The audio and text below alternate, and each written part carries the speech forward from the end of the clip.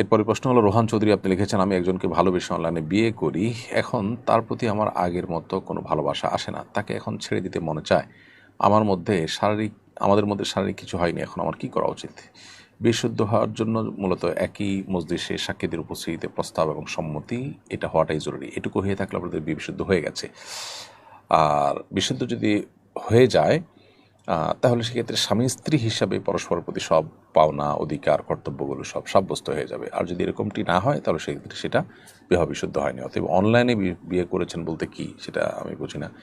একটা মজলিসে উভয়ের উপস্থিতিতে দুজন সাক্ষীর সামনে প্রস্তাব সম্মতি এটা হলে সেটা বিশুদ্ধ হবে বিবাহ।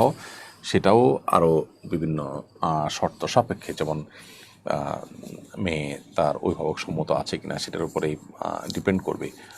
কারণ সংখ্যাগরিষ্ঠ ইমামদের মতে অভিভাবকের সম্মতি ছাড়া মেয়েদের বিয়ে বিশুদ্ধ হয় না।